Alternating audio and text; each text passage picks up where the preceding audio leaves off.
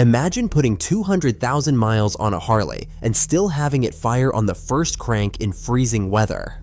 That sounds impossible until you look at the handful of Harley platforms built to survive serious mileage.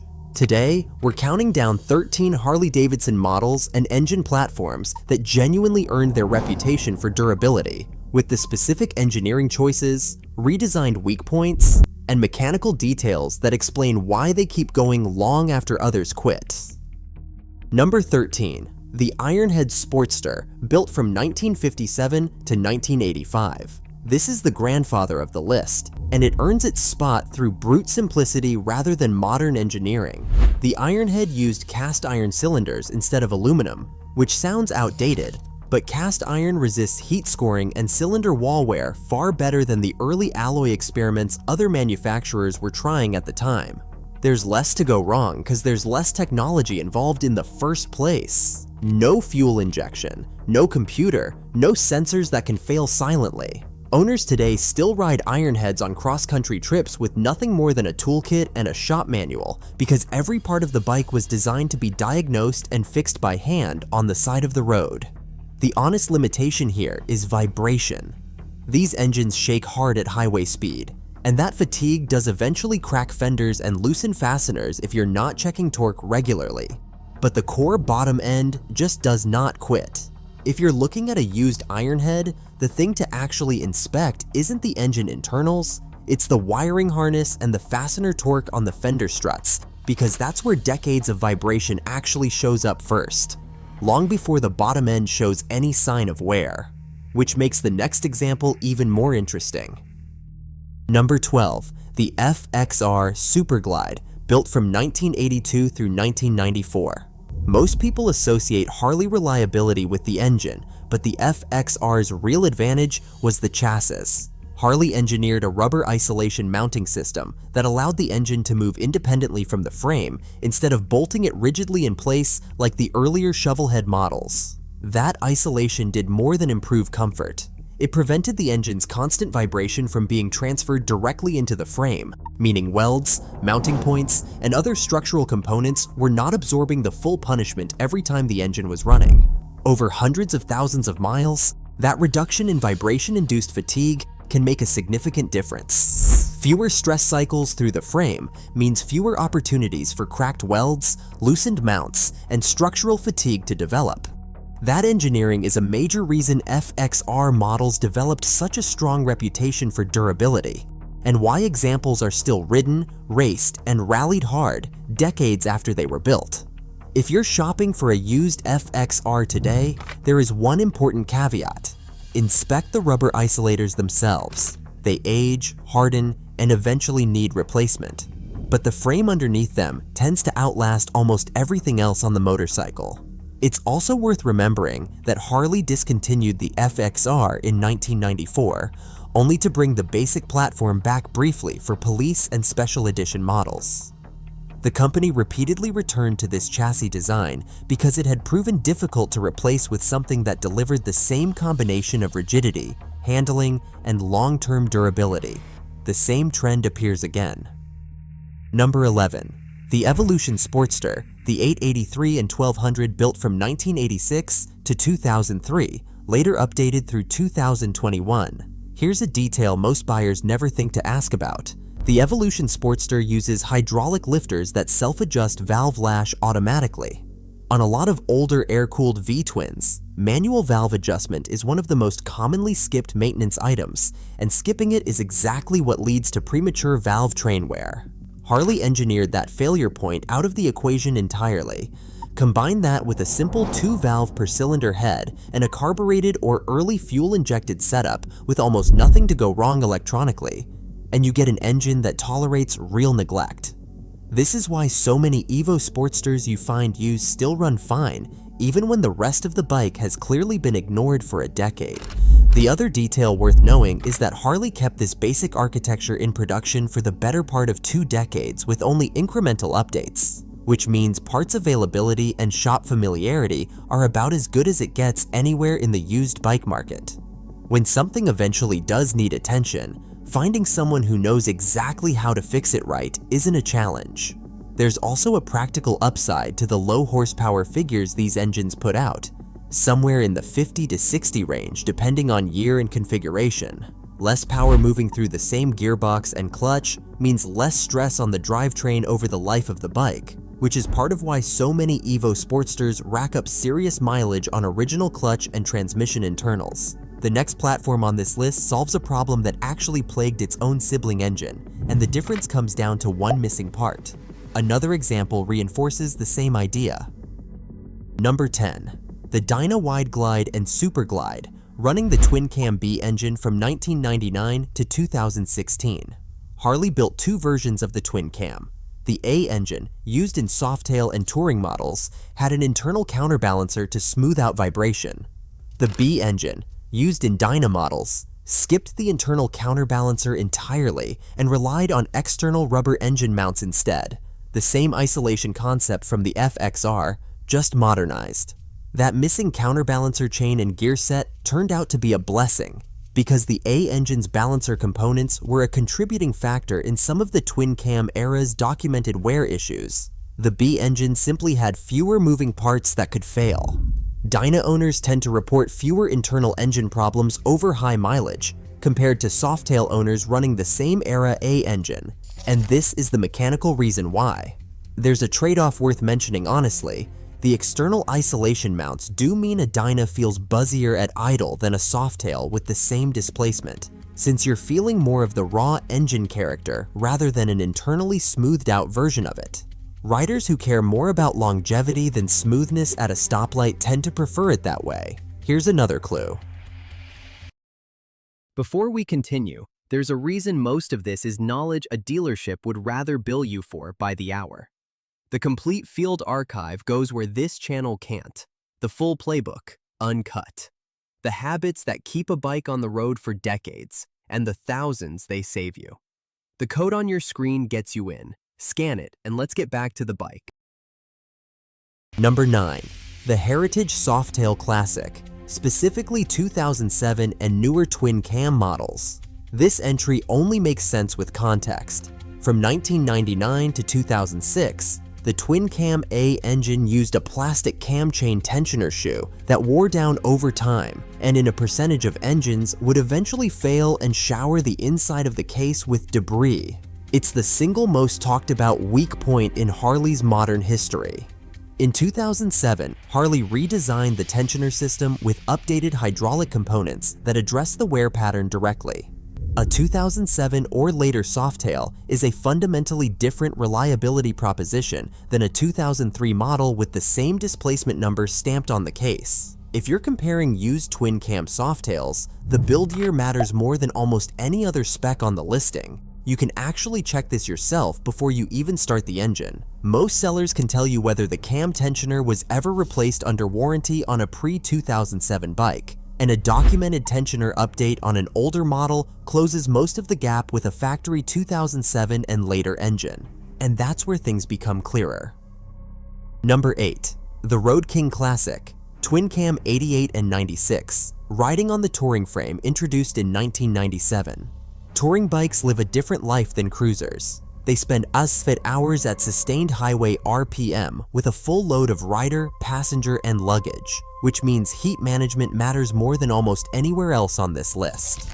The Road King's touring frame added rigidity that reduced flex-related stress on the drivetrain during long-haul riding, and the larger cooling fin surface area on the touring engine variant helped it shed heat during those extended highway stretches better than the standard cruiser castings. Riders who use these bikes the way they were designed to be used for 1,000-mile weekends consistently report fewer heat-related issues than owners pushing shorter wheelbase models on the same runs. Long-distance touring riders, the kind who chase 1,000-mile days, gravitate toward the Road King specifically for this reason.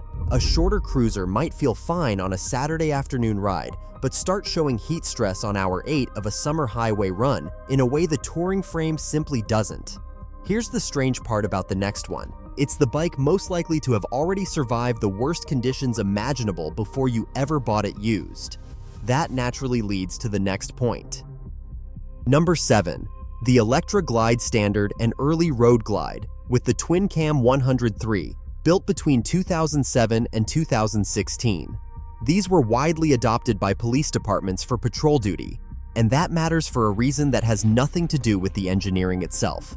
Fleet bikes get maintenance on a strict schedule, typically an oil change every 5,000 miles without exception, logged and documented by a department mechanic rather than left to an owner's memory. When these bikes get auctioned off after their service life, buyers are often getting a motorcycle with a more thorough and consistent maintenance record than almost any privately owned example on the market. The engine wasn't specially built for police work, but the maintenance discipline around it absolutely was. And that discipline is a huge factor in why so many ex-police Harleys keep running long after retirement. Honest limitation on this one, ex-police bikes usually come with a lot of idle time built into their mileage, sitting at traffic stops with the engine running, which adds engine hours without adding miles on the odometer. Ask for service records instead of trusting mileage alone if you're shopping for one of these used. Departments also tend to rotate these bikes out well before mechanical failure becomes a real concern, usually on a fixed schedule tied to years in service rather than waiting for problems to show up, which means the used market gets a steady supply of patrol road kings retired for budget reasons, not because anything was wrong with them.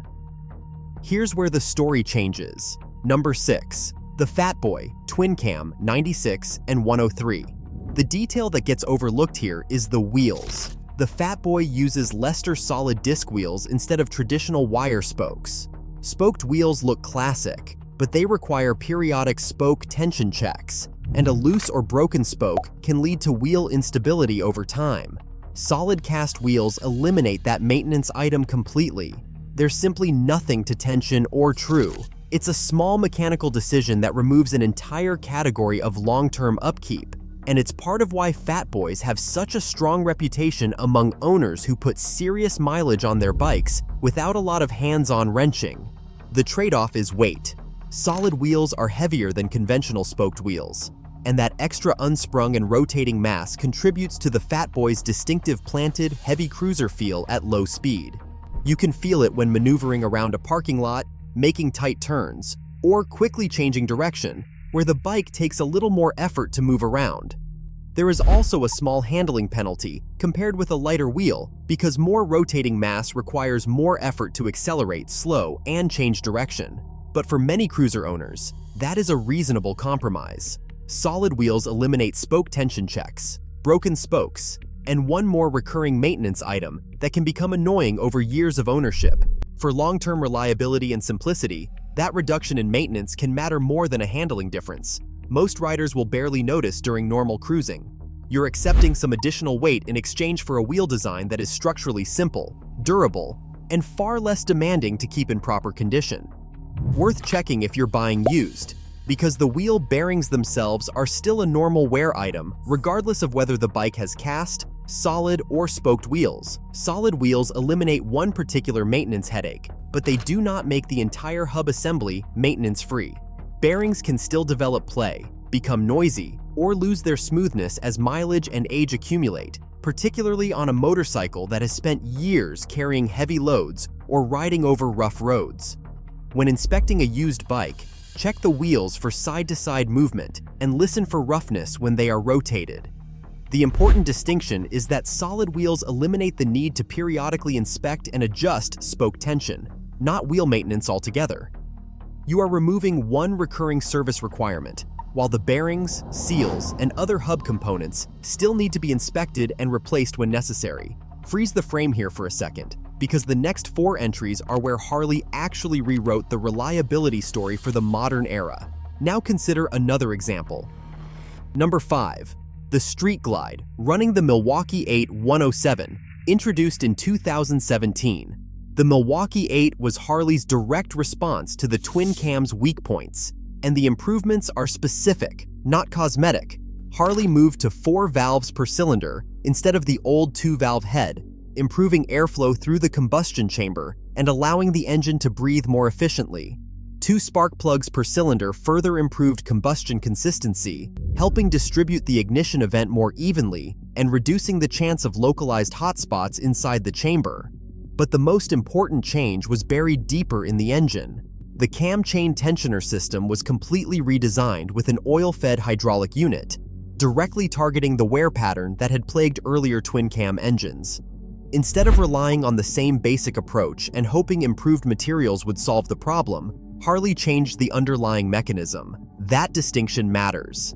This isn't simply a motorcycle that happens to be reliable. It's an engine platform that was specifically engineered to address documented weaknesses in its predecessor. Owners who have put well over 100,000 miles on early Milwaukee-Eight Street glides consistently report the same pattern: no cam chain complaints, no persistent tensioner rattle, and none of the familiar warning signs that became associated with high-mileage twin cams. That kind of mechanical silence is exactly what Harley owners wanted from the next generation. The next one deserves a closer look. Number 4. The Road Glide Special, Milwaukee-Eight 114. Here's something you can check yourself if you ever sit on one at a dealership versus an older twin-cam model. The M8 uses dual counterbalance shafts, precision matched to the crank, that cancel out primary vibration far more effectively than earlier designs. Less vibration at cruising RPM means less fatigue transmitted into fasteners, wiring connectors, and mounting brackets over the life of the bike. It's not just a comfort feature. Reduced vibration is reduced wear, spread across every single component bolted to that frame, mile after mile. Fewer cracked mirror stems, fewer loosened saddlebag latches, fewer intermittent wiring faults from connectors shaking apart. All of it traces back to the same root cause being engineered out at the crank, instead of patched somewhere downstream.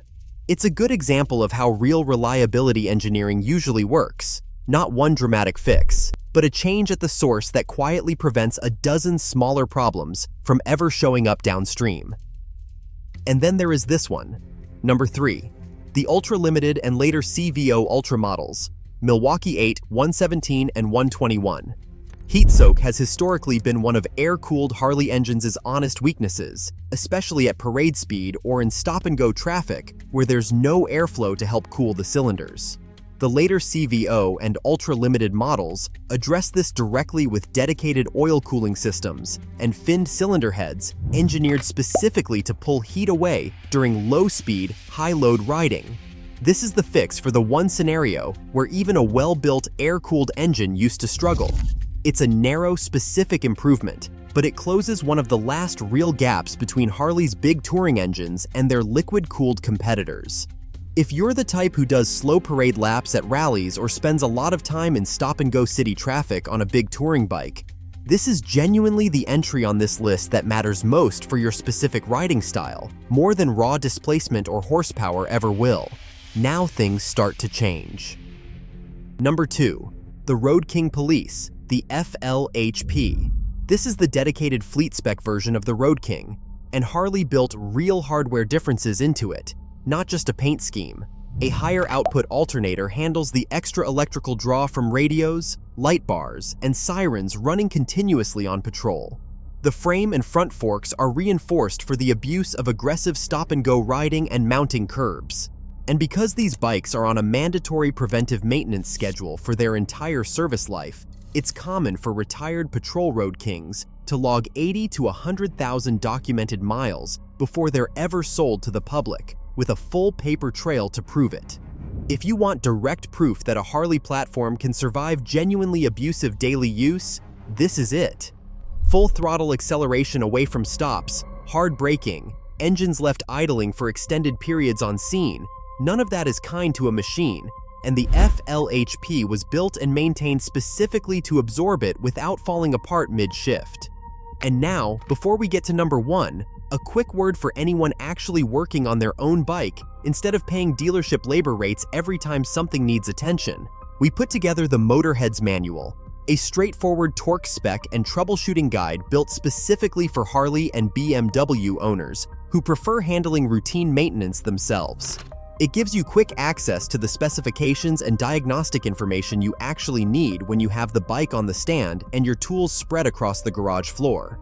We also put together the complete garage toolkit, which includes a maintenance logbook, inspection sheets, and quick reference cards covering the jobs you are most likely to perform regularly.